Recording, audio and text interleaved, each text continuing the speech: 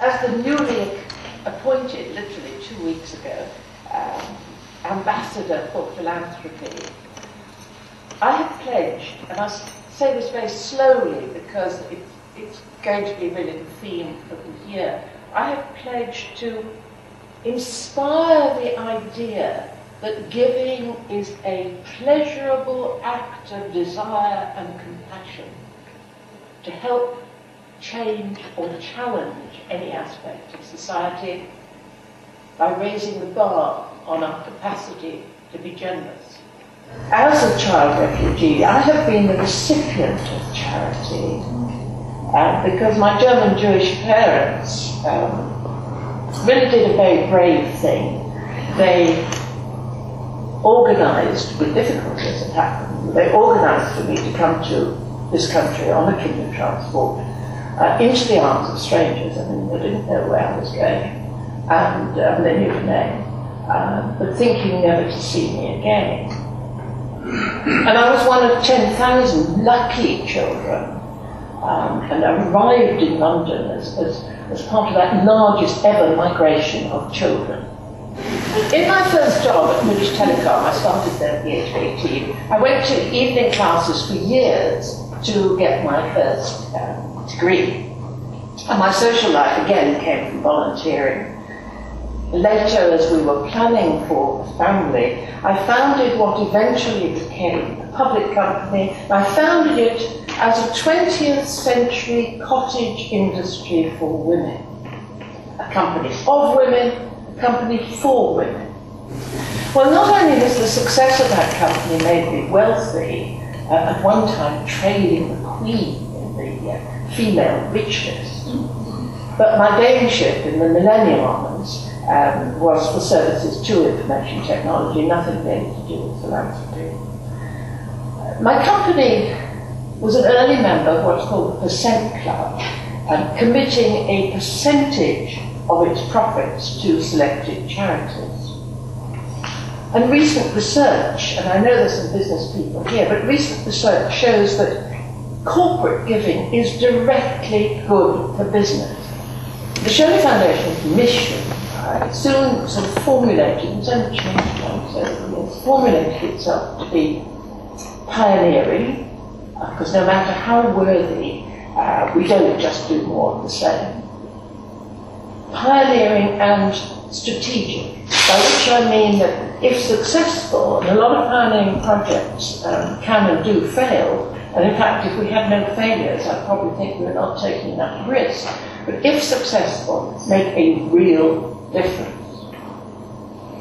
And that's in the two fields that I know and care about. Information technology, my professional discipline, and autism, which is my late son's disorder. Giles was our only child.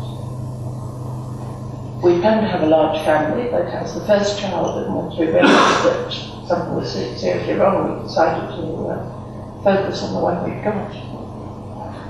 He was a beautiful baby who turned into a wild, unmanageable toddler.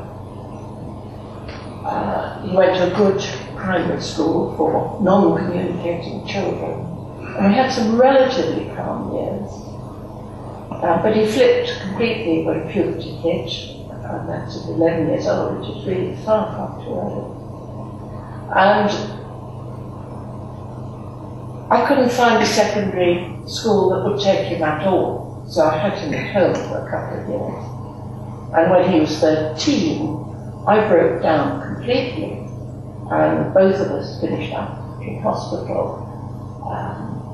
I came out of mine after months and was back at work within the year. But Giles stayed in a locked ward of one of the old so-called subnormality hospitals for 11 years.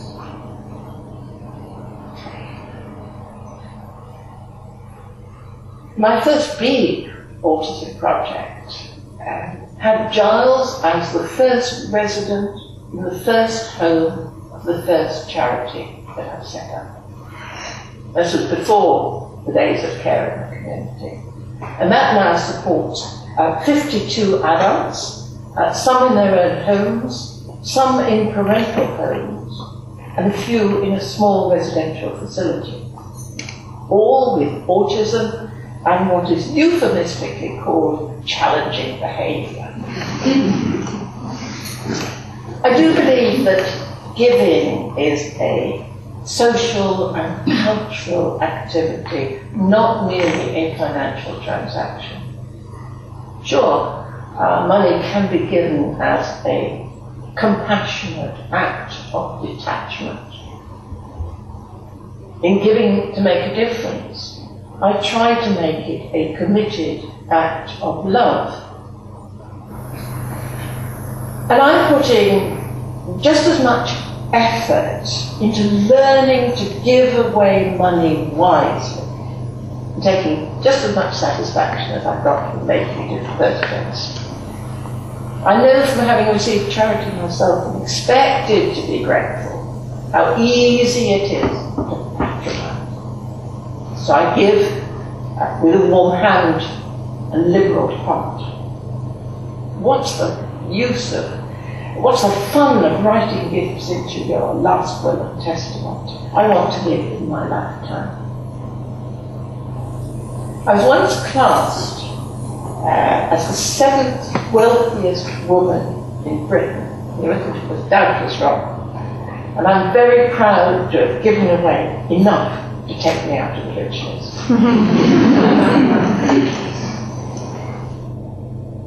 I'm very lucky to, in the autumn of my life, to have something to wake up for each morning.